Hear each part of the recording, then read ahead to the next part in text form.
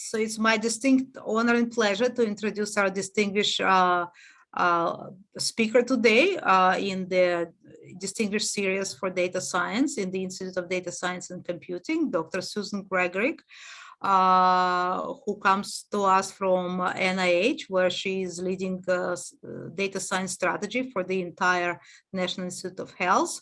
Dr. Gregurick has a distinguished career in academia and in a leadership position at the government.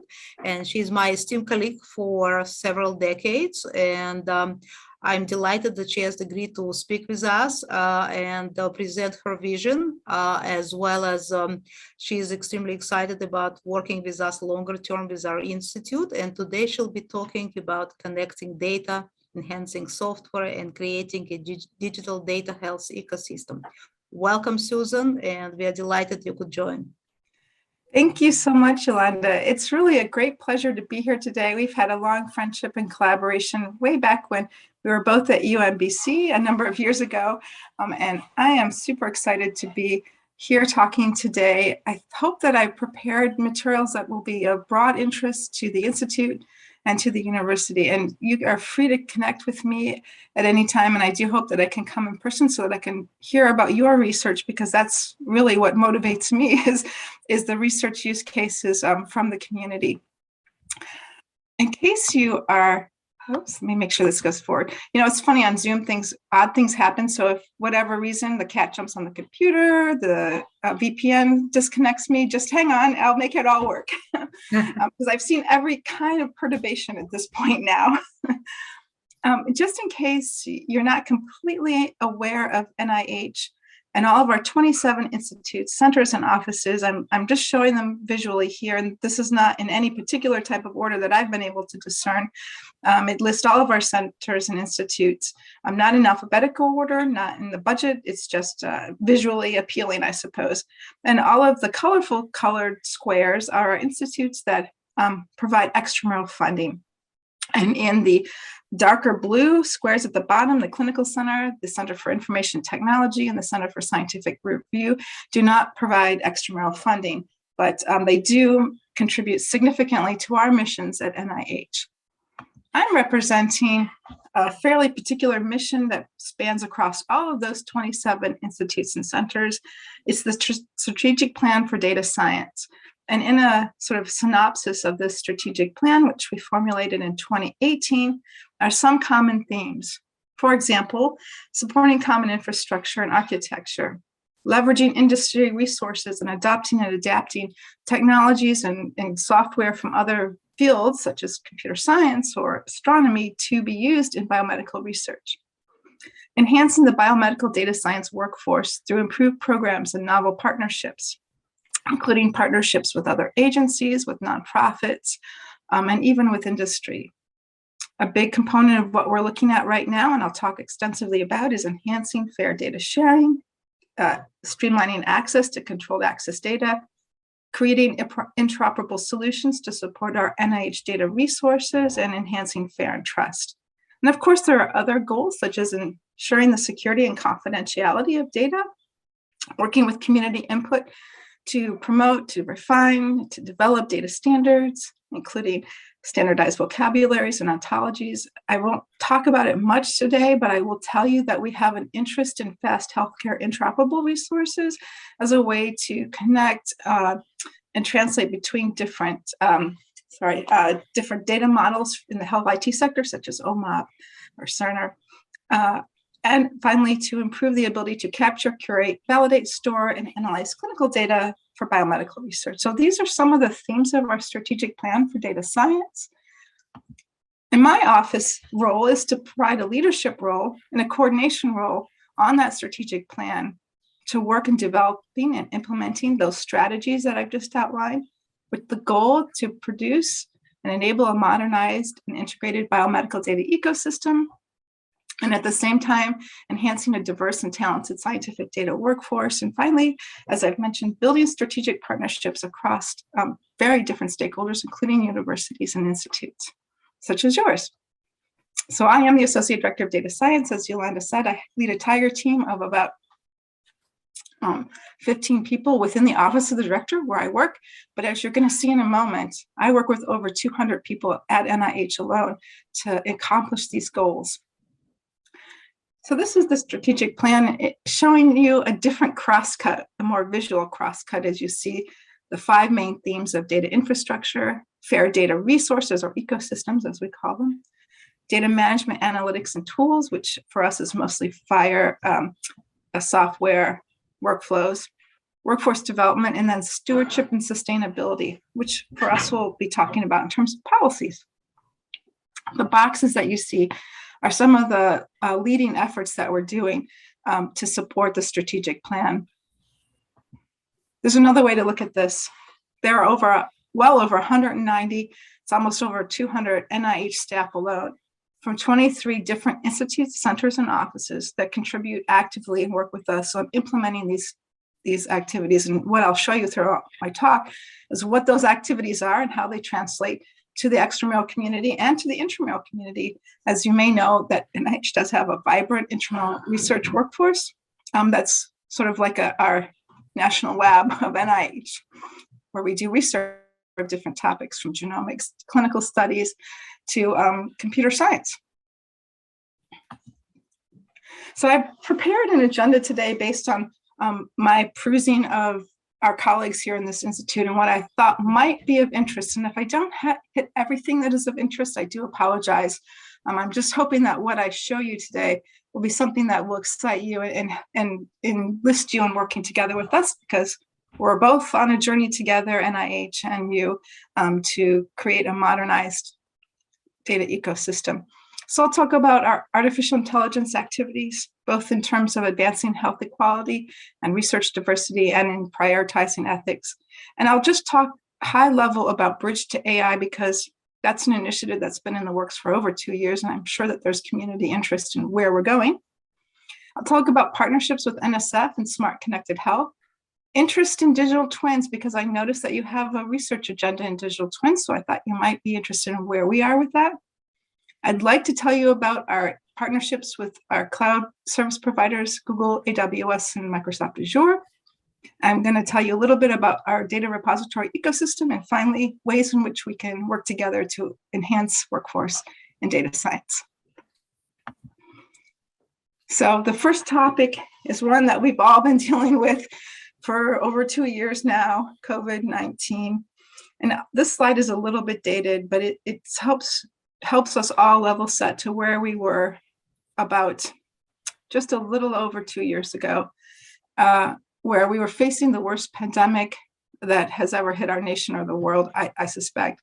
I mean, what we noticed is that while the pandemic is an equal opportunity virus, it hits people in different ways for different reasons. And we noticed, as you probably are very, very familiar with, that the effects of COVID-19 on the racial divide hits our underrepresented communities hard. And that in and of itself was a motivator for the program of Aim Ahead, but it's not the only motivator. It just shines a bright light on what already existed and helps us really affirm what we already knew or suspected. And that is that there is inequities in our health system. And what we want to do is to understand and really advance our understanding of health inequity through machine learning and artificial intelligence. So this program, Aim Ahead, which is Advanced Artificial Intelligence Machine Learning Consortium to Advance Health Equality and Research Diversity, was launched in 2021. And the goal is really to enhance our participation and representation of researchers and communities in the development of artificial intelligence and machine learning, focusing on underrepresented communities, working with people who want to use these data and who understand these problems to address health disparities and inequalities using AI and ML. And while the focus might be more on the clinical electronic healthcare area, we certainly are interested in many different types of data for AI, including social determinants of health. And I am so happy that Yolanda is part of our Aim Ahead program. Thank you so much for partnering with us in this really important and quite groundbreaking and different program. You know, we put the solicitation out. Actually, the concept clearance for this program was in May. The solicitation was in June, and the award was in September. So for no other reason, this was probably one of the fastest moving programs that we have had over this course of the pandemic, but certainly not the only one. The AIM Ahead program is divided into 4 main cores. Each of these cores are multi-PI led with many, many consortium, as you'll see in a moment, working with our colleagues.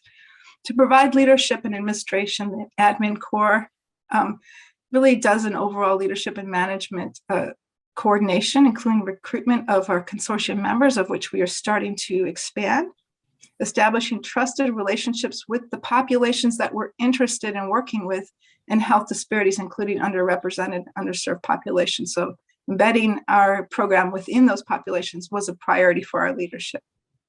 Our data science and training core identifies research needs and gaps, as well as developing training and workforce resources, focusing on AI and ML and health disparities research. Our data and resource core is really sort of that driver for the use cases. I'm a big fan of use cases push science forward. And so I'm working with communities to understand what are their use cases, and then working to design the data, the compute, and the infrastructure around the use cases, as well as the training offerings, and to prepare and support those resources so that more researchers can take advantage of AI and ML with health disparities research. And finally, the infrastructure core, which is engaged with a very large and diverse group of institutions to look at infrastructure needs within those institutions, providing inclusive capabilities and capacity for AI and ML, as well as designing and developing and implementing appropriate data structures. And we have a variety of different types of data infrastructures going forward, from federated learning to cloud computing to other types of infrastructure. So I think this is going to be a really interesting program. Let me give you the scale of it. It's focused as a hub and spoke model, with, of course, the leadership core being one of the main hubs, and the regional hubs, which are not easy to see, but they're shown in these little dots throughout this figure that provides regional hubs to, for example, Asian Americans and American Pacific Islander serving institutions, which are up there in the far left-hand corner mostly. Our HBCUs, which are shown as the purple dots, Native American and non-tribal serving institutions, which are shown in light blue. That's a little harder to see. And dark blue is predominantly African American institutions, and then brown or tribal colleges and universities. So the goal here is to work across the country through a regional hub and spoke model to provide a program that is a true consortium. And you can see also the awardees for the data science course, Howard University, and the infrastructure core, the National Alliance Against Disparities in Patient Health, Harvard Medical School, and Vanderbilt. And then the data and resource core is Ocean in Portland, Oregon. What are some of the next steps of this program? To establish the coordinating center, which we have done, we are now developing and implementing a process for recruiting our consortium members. So you will be able to look at this website listed down here for additional recruitment capabilities to join the consortium and join the program. There'll be some fellowship opportunities for trainees, as well as community engagement opportunities for others. So I hope that you will continue to participate with us in AIM Ahead. I think it's going to be a wonderful program. And certainly artificial intelligence has been driving and accelerating our ways in which we address COVID-19. These are just a few things that have been happening. Early on, we started to work with a process and a program at NLM called Lit COVID, which is a curated literature hub for tracking up-to-date scientific information about the virus. And apart from NIH, the White House has been partnering with AI research institutions, mostly funded through NSF, to mine literature data to better understand COVID-19. And I'm sure that you're fairly familiar with the work that's been done leveraging AI to basically not only understand the novel structure of the spike protein and the COVID virus, but also to expedite drug discovery. I'm just here capturing one paper that does illustrate some of the really interesting work in drug repurposing, which has been a big push to address SARS-CoV-2. And you're probably very familiar with the COVID NHPC consortium, which is a partnership between DOE and SF, almost all of the major industry computing partners, to provide free resources at scale for researchers who are interested in understanding SARS-CoV-2. There was a lot of work on drug repurposing and dynamics, molecular dynamics of spike protein, for example.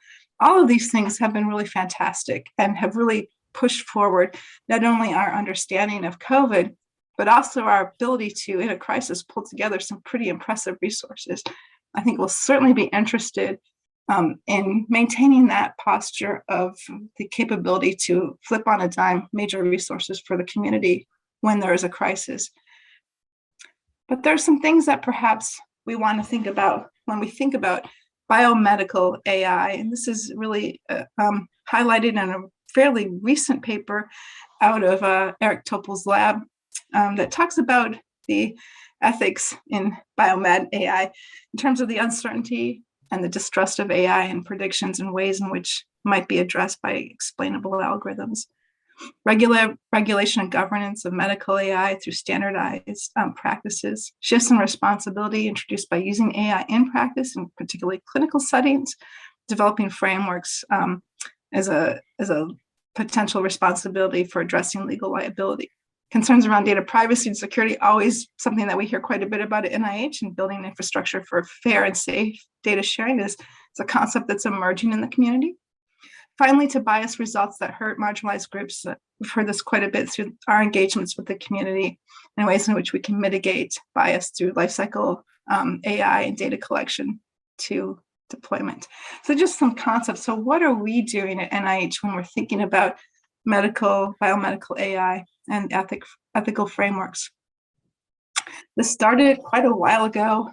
This is from the 2019 report from the NIH Advisory Council to the Director AI Working Group, where they outlined a number of ways in which we could make a much bigger impact in biomedical AI, focusing, for example, on data collection and analysis and reuse by thinking about data first as an AI research entity rather than as an after effect, looking at the people and ways that we can cross-train between biomedicine, computer science, and AI, and then thinking about ethics and the accountability of informed representation. So I'd like to just spend a few moments to think a little bit about ethical frameworks for AI and what we're doing right now. So within NIH and led by our office, we're bringing together a diverse group of cross-cutting scientists, social scientists, ethicists, advocates, patient advocates, for example, legal scholars, communicators, and even artists. And we had a rapper who joined us in this effort, who are all interested in the social implications of AI to forge new collaborations amongst these different types of folks, to identify important areas for consideration in AI and ML and biomedicine and ethics, and then to generate some really creative strategies to solve ethical frameworks in biomedical AI. So let me show you what we've done and where we're going. Throughout the past 3 months now, we've held a number of engagements with No Innovation to gather a diverse group of stakeholders and map the landscape starting in January, thinking about participation and those who we would like to bring together in December, then looking for innovative research questions in January, and finally to end just last week at Innovation Lab, where we looked at different approaches, interaction, and idea generating workshop with No Innovation to forge these new collaborations among cross-disciplinary partnerships, both in the social and technical approaches for implementing ethics and ethical frameworks in AI for data science. So while we're in the process of digesting all of these 4 different engagement strategies, we do have a way for researchers to work with us now, because I think there's no time like the present to give us your ideas. And so what we have is a notice of special interest, or what we call a NOSI. You see it listed here, not -OD-22-065. That's our funding announcement to advance ethical development and use of AI, ML, and biomedical and behavioral sciences. We're bringing in ways in which researchers can collaborate with ethicists, biomedical researchers, data collection, and even computer scientists to understand tools, metrics, practices for developing those ethical frameworks. We are interested in new understandings and practices, tools and techniques, or other resources that will help us in our ethical decisions throughout the development and use of AI and ML. Could be in the generation and collection of data, or in the reuse of existing data, or in the development of new models or the interpretation of those models. So I hope that you'll engage us and consider this particular funding announcement. You don't have a whole lot of time. It's due on April 1st. And if you're really interested, you can contact me, but I have some points of contact within my office, Dr. Laura Biven, who's leading this effort, and our colleague, Dr. Allison Dennis, who is the basically boots on the ground program officer. So let me tell you about another big AI program that I'm sure you've heard a lot about, our Bridge to AI. This is our response to the report from the ACD AI Working Group to really think about using biomedical and behavioral research as grand challenges that generate AI-ready data sets from the start, putting emphasis on ethical best practices, promoting AI-friendly data, and promoting diverse teams. So I'd like to just tell you a little bit about this program, which will be launching, I anticipate, within either this month or the next. One of the main focuses here is on preparing the data for AI. So there's a very large emphasis on data generation projects. Those are the first box here of the OT2s. It's over $96 million over 4 years for 4 to 8 awards. These are big awards, bringing together different teams, as you'll see in a moment, to develop both the ethical framework and rubrics, the standards needed. We've talked a little bit in our AI working group from the ACD on data sheets and model cards that help us understand the standards needed, both in the data and in the algorithms, developing new tools that use these data, thinking about additional data acquisition, and finally also working on skilled workforce training. And then there's a bridge center that really knits these 4 to 8 research projects together. All projects will be preparing and generating data, developing models to understand the grand challenge related to those data, and then evaluating those models. The bridge program will knit together all of these awards in an integrated fashion, enhancing the dissemination of the data and the tools, the training and the workforce development, and then thinking about best practices and evaluation. So we're looking forward to these awards as they're announced. We anticipate awards being made to a very large different group of scientists, from biomedical scientists to economics, to researchers at different career stages, different backgrounds, from AI, from computer science, from mathematics, from ethicists, potentially even others. What can you expect from this program? Novel, complete, trustworthy data sets, which are interestingly phrased ethically sourced, following FAIR principles. Tools to accelerate the creation of data sets for AI and ML, community evaluation of data sets, including cultural challenges, and interdisciplinary training for the research community.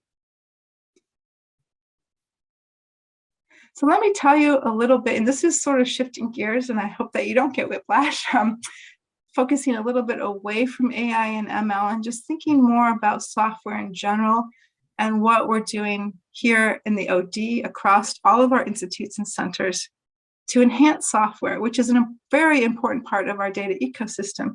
I've heard it said that if data is the oil, then software is the refinery. It's a pretty interesting concept. Software, of course, is important and near and dear to my heart. So I want to tell you about a few different programs that I hope will interest you. And the first one is our partnership with NSF. It's a long-standing partnership that we have refactored a little bit to focus on AI and ML and data science. It's our Smart and Connected Health partnership to accelerate innovations, bringing together computer scientists, information scientists, engineers, and health and medical researchers. So I think this is something that you will be very interested in. You'll see the notice down here at the bottom, which is our last funding announcement. I have good news. We intend to reissue this program for continuation for another 3 years, starting in 2023. So the program will continue throughout this year in 2022, and then it will be reissued in 2023, as all programs at NSF and NIH need to go through a reissuance process and continue on for another 3 or 4 years. What have we done so far? We have worked with many of our institutes and centers for funding programs. This is a program that is a partnership with NSF. So the applications come to NSF and are peer reviewed in the NSF peer review panel. And then those applications that are of interest to NIH are brought to NIH. You do not need to go through a second review, but you need to come into NIH to register in our system so that we know that you're there. And then we fund you. This is a co-funding program, so the funding is joined between our institutes listed on the side here and my office, the Office of the Director, ODSS. You'll see the number of awards that we've made since this program has started and the ICs that are participating heavily, which include our NIBIB, the National Institute of Biomedical Imaging and Bioengineering, our Cancer Institute, our Aging Institute, our Institute of Library Medicine, NLM, Mental Health, NIMH, Child Health, and then on down the line. What may interest you is the scientific areas that applications that have been funded fall into. And you'll see that, of course, the main one is AI and ML because this is one of the main focuses of this program. But also sensors and wearables and imaging, not surprisingly, right? Because NIBIB, our main Institute for Biomedical Engineering and Bioimaging, is one of our main partners. Electronic healthcare records and healthcare systems and robotics are other main topics. Certainly, topics that are outside of this are always welcome, as long as you fall within a mission of an institute and are bringing together computer scientists and biomedical scientists. We are interested in your program. Here are some of the top 10 diseases. We are a disease-focused organization where we see applications being submitted and awarded. Nervous system diseases and cancer being two of the top ones, but mental health, there is certainly, because of COVID, a very strong push for increasing our understanding of the effects of COVID-19 on our mental health. Brain diseases and cardiovascular diseases and skin diseases making up another tranche. I'm imagining that we're going to get more applications in infectious diseases in this near future. What kinds of applications are being awarded? So I just want to take some time because I do have it, and I thought it would be interesting to you to see the types of applications that are awarded through this partnership. So I'll just go through a few research highlights. One of the things that has been funded is leveraging clinical real-time series to learn about the treatment of acute dyspnea, sorry, my pronunciation isn't so great, by doing an EHR AI analytics. And here, the conclusion of the work is that African Americans had nearly a 3-time higher frequency of hyponemia that was not detected by the pulse oximetry as white patients. So something that is certainly of interest for our organization is understanding electronic healthcare related data to address disparities in health. It's true in the aim ahead, it's also a push in smart and connected health. Another research innovation that was recently awarded was the development of a soft wearable microfluidic device to capture and store calorimetric sensing of sweat. By the way, I believe that this is one of the applications that has been repurposed for a detection of COVID-19 in basically clothing. So something that we're certainly interested in is the development of sensors for obtaining different types of omics data, in this case, looking at pH and the concentration of chloride and lactic acid. So something that is of great interest. Another application from this program of Smart and Connected Health is the development of an optoelectrics subdermal implant for basically understanding different types of genetic factors that you can detect in subdermal delivery of this device. So this is something that was also of great interest. And then finally, understanding measurements of the skin interface with prosthetics. For example, looking at pressure and temperature sensors within the prosthetics and the residual limb. So these are just a few of the applications that have been funded through the Smart and Connected Health program. There are other ways that we are supporting software for greater reuse. For example, recently we've published a best practices for the open software development and sharing. I hope that I'll share these slides with you, of course, that if you click on this hyperlink, you will go to the FAQs that we've developed. You'll see FAQs on a number of ways to promote the open sharing of software. What we're really interested in is the component that says metadata, and we'll be asking for your community input on what we hope is standard ways to help us find and search for software for greater sharing and greater reuse. We're also encouraging researchers who are interested in bringing on software engineers into their biomedical or clinical programs to support the hardening of software, to make it more robust, more usable, to create more communities to support that software. And if you're interested in enhancement of your existing software and tools for open science, this is the third year in a row that we are running this supplement. It's due on April 13th. Over the past year, we funded well over 60 awards from a number of institutes and centers. All of the institutes participate with us. There was recently a really nice grantee who ported their biomolecular software package. Actually, they did density functional calculations to Azure to study COVID. And then they created this really nice graphic novel for the Latinx chem community. So that is just one of the examples of ways in which we are partnering to increase our reuse and usability of software. So I hope that you will think about that supplement. Let me tell you a little bit about the work we're doing in digital twins, because I think this is something that seems to be of great interest to us mutually. And I'd like to tell you a little bit about where we are. You no doubt have much better awareness of the use of digital twinning than I can tell you. It's almost like speaking to the choir, but for certain, digital twinning is not new to science.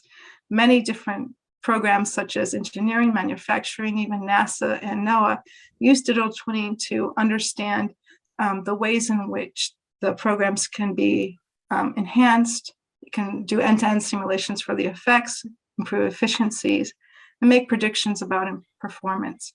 Where we see the use of digital twinning for health is really to show promise in monitoring health and for something that could be somewhat similar to precision medicine, so predictiveness of digital twinning, as we look towards not just medical assistance, but early diagnosis of diseases and then personal treatments of those diseases. So this is something that I think we both will agree is of great importance. We've identified a number of critical research opportunities from the health sector, including handling of data models and decisions across multiple scales, looking at the complexity of data streams within digital twins. Digital twins is a forcing factor for integration, looking at ways in which we can think about verification, validation, and uncertainty quantification. Digital twins provides that particular avenue, looking at the complexity and uncertainty of digital twinning, the capacity for artificial intelligence, and really driving that AI-ready data is something that I think we can take advantage of through a digital twin experience. And then, of course, the importance of user experience and interfacing. So these are just some of the areas which we saw at NIH as of interest in the digital twin. And although this slide is just a tiny bit old, dating back to our collaboration in 2020 with DOE, we have been partnering with different agencies to look at the use of high performance computing for high fidelity simulations of physical systems. And ways in which we can incorporate different types of data, particularly in the cancer spectrum, to do a little bit more of a prognosis for oncology. We are partnering with the National Academies of Science to do a study on digital twins, and I hope that you'll participate with us in a number of workshops and activities in this area. I want to tell you a little bit about our program and our partnership with Microsoft Azure, Google Cloud, and AWS in our STRIDES program. And STRIDES is a short way of saying science and technology research infrastructure for discovery, experimentation, and sustainability.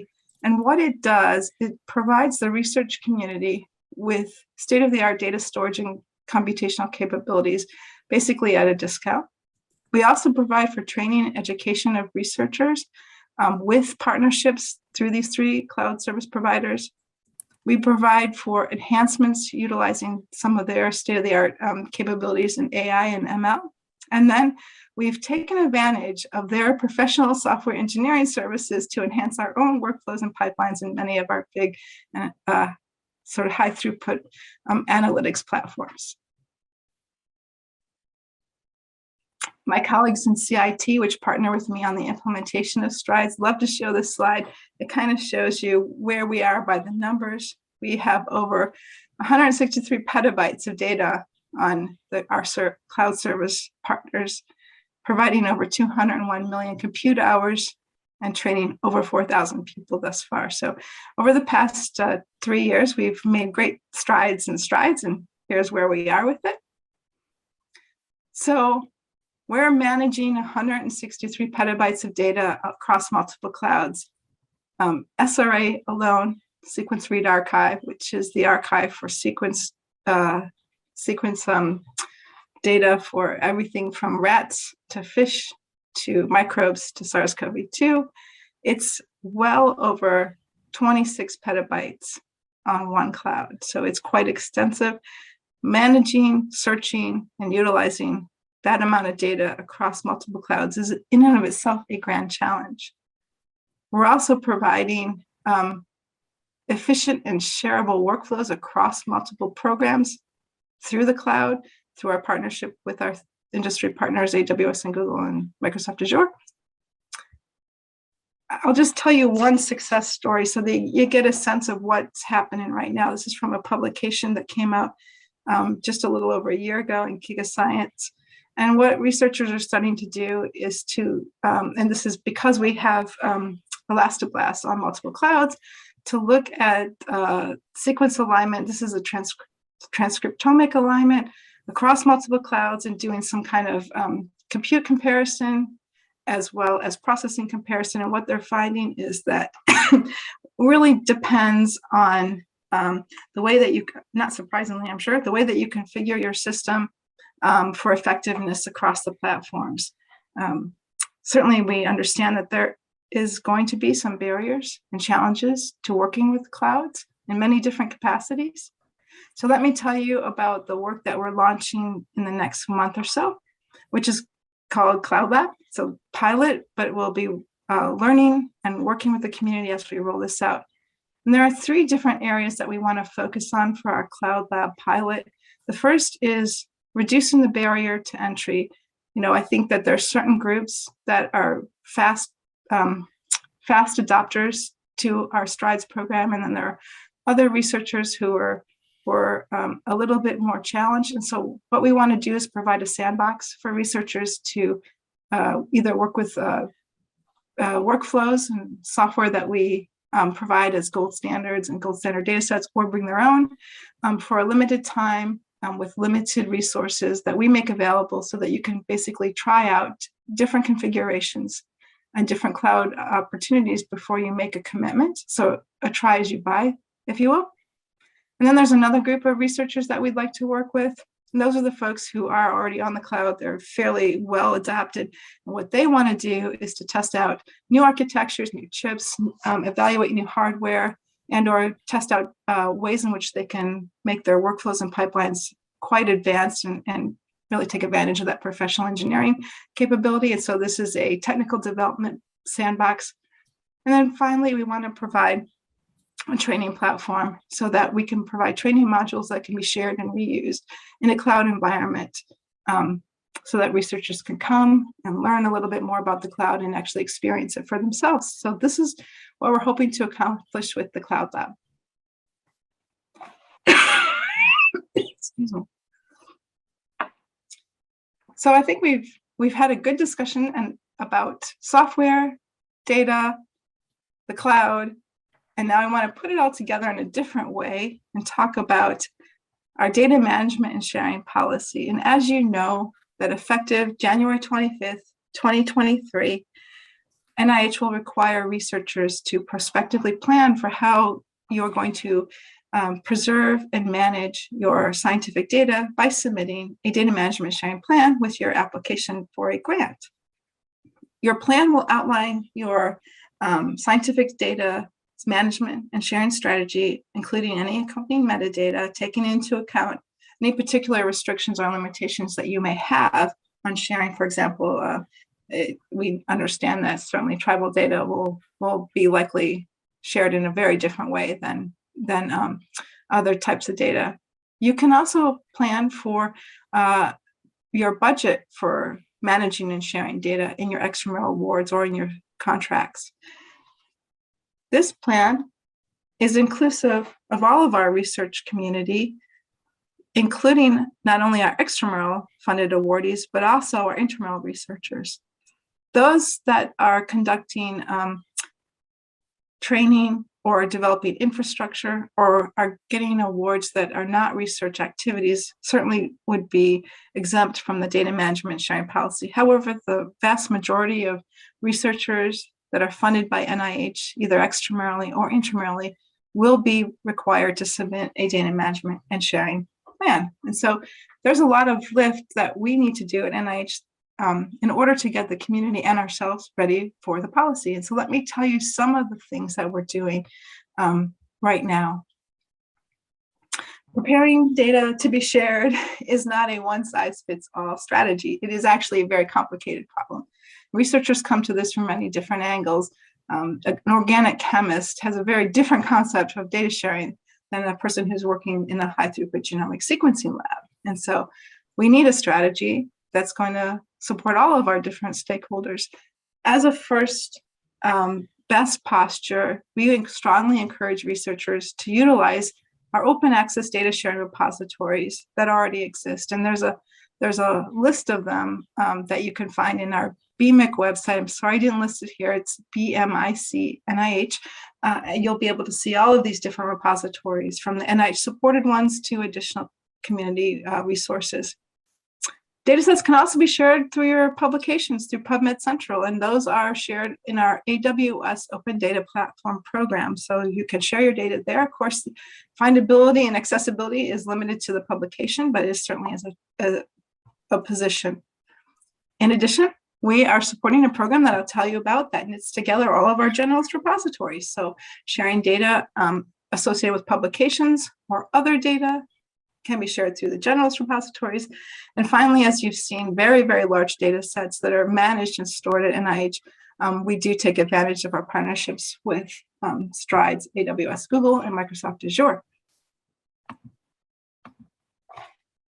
So there are other ways in which you can support open and fair data sharing. We have 2 funding announcements for data repositories and knowledge bases. We do this because we know that data resources are important research tools in and of themselves. They are not necessarily investigator-initiated R01 activities. However, historically, that's how they were mostly funded. So we have a program that funds these as resources, as core resources that are optimal for a resource program, to give us, the research community, confidence in the data and the information integrity. So these funding announcements focus on the impact of the resource, the community engagement, including engagement with the societies and the journals. A focus on these resources is on the quality of the data and the services and the efficiency of operation. And then finally, we do support the governance of these resources. These funding announcements are listed here in the bottom as PARs. I'm very pleased to tell you that our Council of Councils has just approved a renewal of this program with some really new and exciting changes, including tiered resources for early stage and mature resources. What we hope to accomplish is to fill a scientific need with our resource program to enhance our resources to adopt good practices for data management, as well as to engage our research community and to govern data through a life cycle preservation model. We have funded a number of programs. In the past 2 years, 29 applications have been reviewed and 7 have been awarded, and you can see a little image, and I'm sure that some of these you're very familiar with, such as Uniprot and BioPortal, but other activities such as RedFly, even the Pan Neurotrauma Data Commons, which I think is actually funded at the University of Florida. So some really exciting activities. So I'm glad that we'll be able to reissue this. We'll be able to support resources that are in the early stage of their development, as well as resources that are mature. Most of these are actually very mature resources, except for the Neurotrauma Data Commons, which is a reasonably new resource. As I've mentioned, we're also supporting a way to knit together most of the generalist repositories into an ecosystem-based approach, where we're implementing consistent capabilities adhering to the OSDP desired characteristics for data repositories. We're enabling better discoverability across all of our generalist repositories, for example, by implementing consistent metadata, conducting training on fair data and data practices so that we can enhance additional researchers to understand the sharing and creation of fair data and enhancing their ability to create those data management and sharing plans. And then, of course, engaging the research community. What we hope to get is to make it easier for researchers to share data and improve discoverability. Finally, we have a number of seminars that we're hosting. The first one is on April 6th. We're working in partnership with the National Library of Medicine and the Data Curation Network to support ways in which researchers, program officers, and NIH curators can all work together to support a fair data ecosystem, to understand how to create those data management sharing plans and how to share data in a fair way, including checking files and understanding the requesting of information and what's missing, the way to transform different formats, and the way to document. So everything that we do, we will make available as a self-paced training curricula that will be available to our researchers, to NIH program staff, to repository owners and curators. So I hope that you'll join us on the first webinar, which is on April 6th. We'll get the information out. I'll give you the slides. It should all be hyperlinked here. And then, of course, going forward, if you're interested in some of the other webinars, please do join us. And in my last few slides, I just want to tell you that there's ways in which you can work with us. We host a number of graduate students to come to NIH. 14 master level students have worked with us for 10 weeks in the past. This year, I believe that all of these students will be virtual, and they're placed in intramural labs to work on compelling data science partnerships with our intramural researchers. We also have a way for you as an academic PI to work with us at NIH through our NIH Data and Technology Advancement National Service Scholars Program, our Data Scholars Program. It's a 1 or 2 year sabbatical to work in a high impact NIH program like, for example, All of Us, or NHGRI's AI and ML for Genomics. We bring between 5 and 7 leaders in industry and academia and nonprofit, and even some from other agencies, to work with us throughout the 1 or 2 year period. And you can see some of the examples of the programs that we will be supporting in this coming year, including data interoperability. Importantly, making data ready for pandemic preparedness, automating consumer health information. This is really looking at electronic health plus social determinants of health. Really importantly, wearable data and clinical outcomes predictions. Multimodal cancer data has been a compelling program in the past. Here is a list of the folks who are working with us from 2001. And you'll see some of the programs that they're working with us on and the institutes that they are involved in. I'll just say that Dr. John Kachaga works within our office, and he is leading the efforts on our Aim Ahead AI and ML techniques. And Dr. Chatterjee is working with the All of Us program to really think about data integration from a records linking perspective. And I don't have time to tell you all the really cool pilots we've run in data records linkage, but it's a pretty cool project. And finally, and this is truly my last slide, every month we host a different IC to tell us about their programs in data sharing and data reuse. And I'm pleased that on April 8th, Adam Ferguson will tell us a little bit about the work he's done to create a resource for sharing data and enhancing machine learning and artificial intelligence for central nervous system brain injury. So I hope that you'll join us and look at some of the work that's happening in the brain injury world. And with that, it takes a village. We work with almost well over 200 people across our institutes and centers to make all of this work that I just talked about happen. And I hope that I have left a little bit of time for some questions. And thank you again, Yolanda, for the invitation. And with that, I will end the slideshow and hopefully we'll have a discussion. Yeah, thank you so much, Susan, for an amazing presentation. We have several questions. One of them was early in the game from Lanita. She was talking about and asking about digital twinning. If you can elaborate a little bit on that. Sure. Oh, sorry, I didn't see the question. Let me see. The question is about the programs that we're offering in digital twinning. Right. So most of the programs thus far that we've sponsored in digital twin have come from two institutes: cancer, looking at oncology, and NIBIB, and looking at multimodal data integration. So I would say that the projects that we'll be sponsoring in digital twin are probably going to focus a lot on disease markers made possible by multimodal data integration and algorithms that support that. There's a program called IMAG, which I now do not remember what the acronym stands for. I think it's Interagency Multi-Data and Analysis Program run by Grace Peng. So that is where you'll see a lot of our push in digital twinning as we start to prepare those funding announcements for later in the funding cycle. But if you're thinking about digital twinning, that's where I would really look. Great. We have a few other questions if you have a few more minutes. One of them is from Swarab Swaminathan.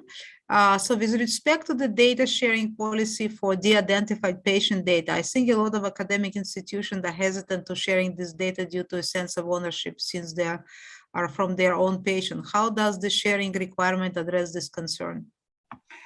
So that is a good question.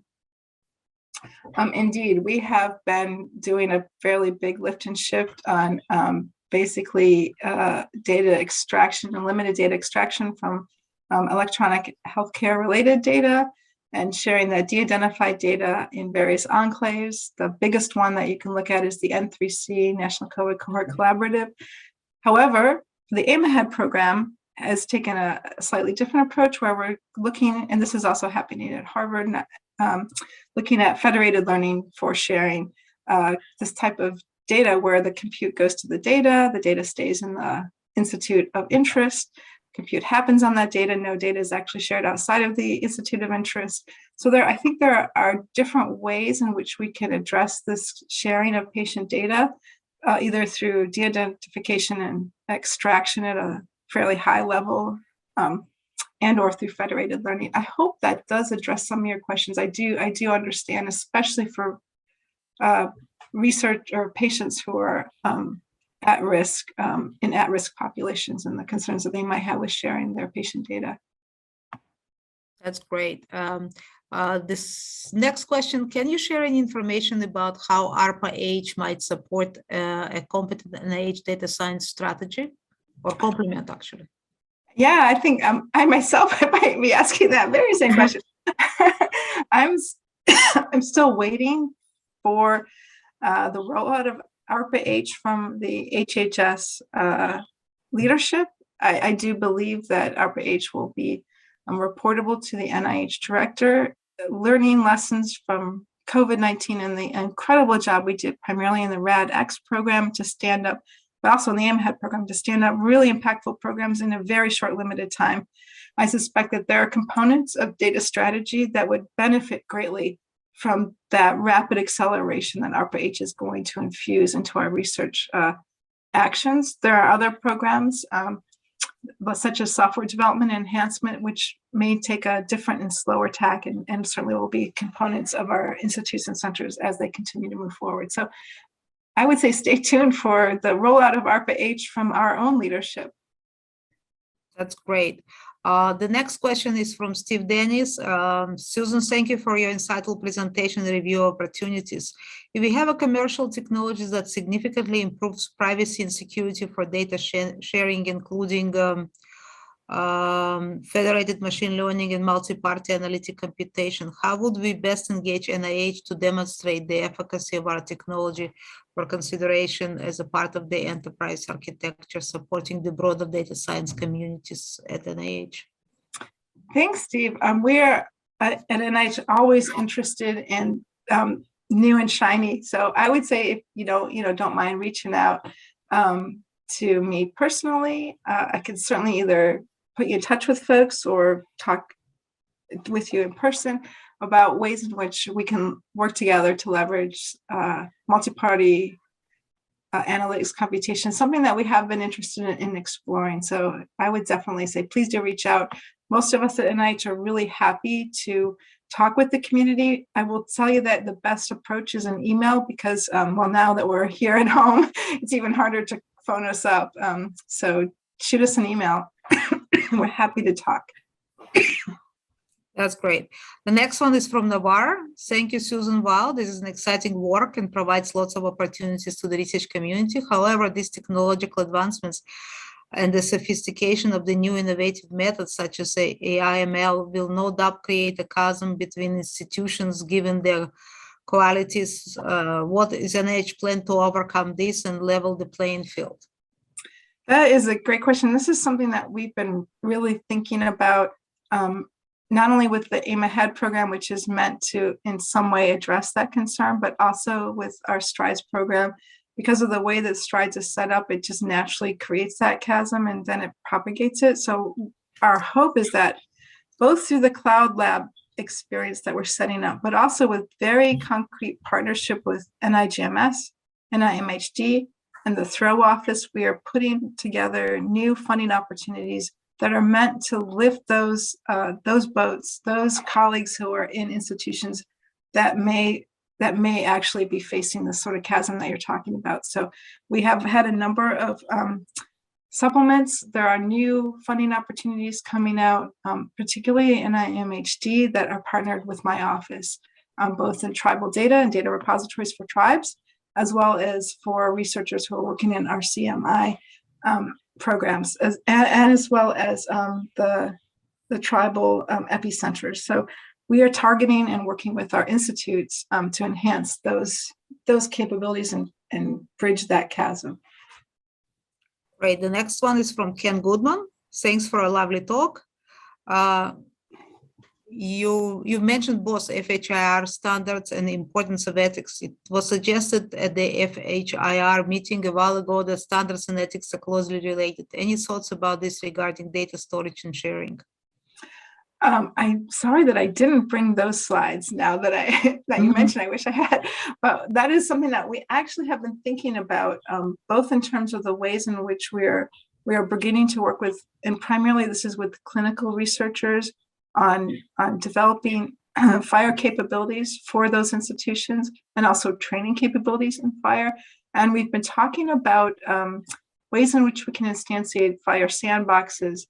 I don't know if that will actually address the data storage and sharing issue, but more in terms of making FHIR capabilities readily available to clinical institutions who do want to bridge that gap.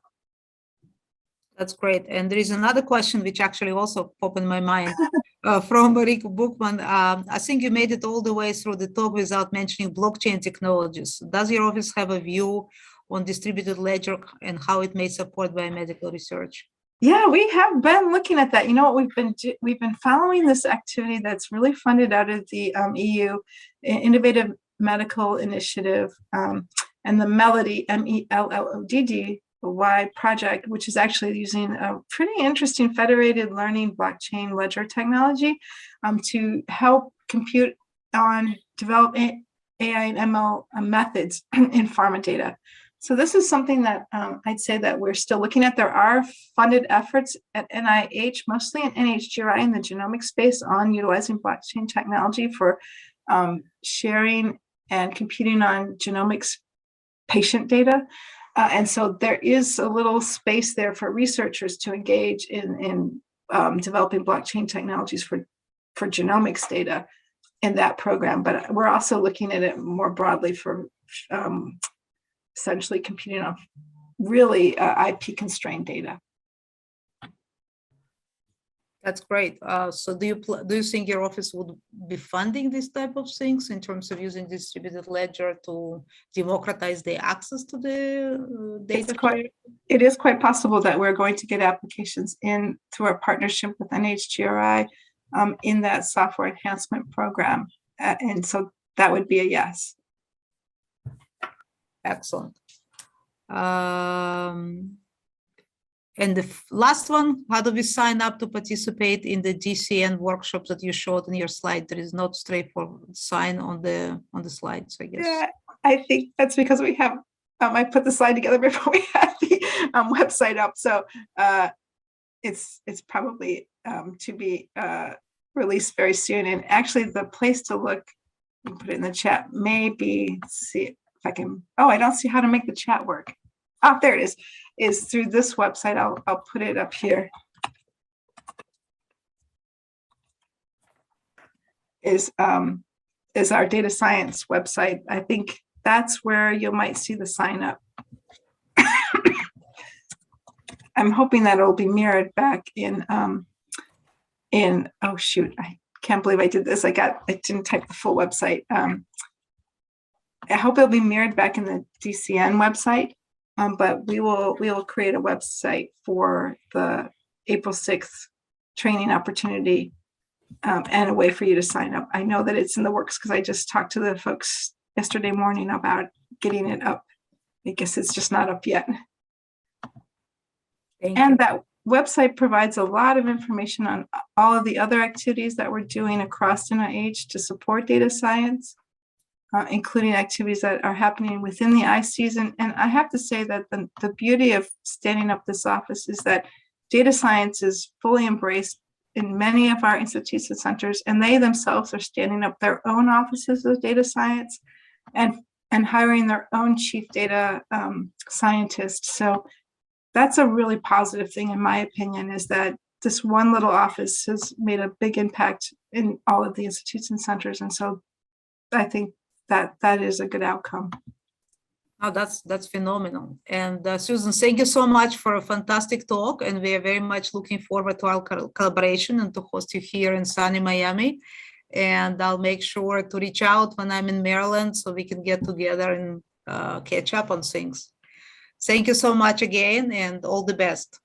Thank you so much, Linda. And thank you so much for hosting me today. It's been wonderful talking with everybody. Great questions and thoughtful discussion. Thank you. Bye, guys. All the best. Bye-bye. Bye.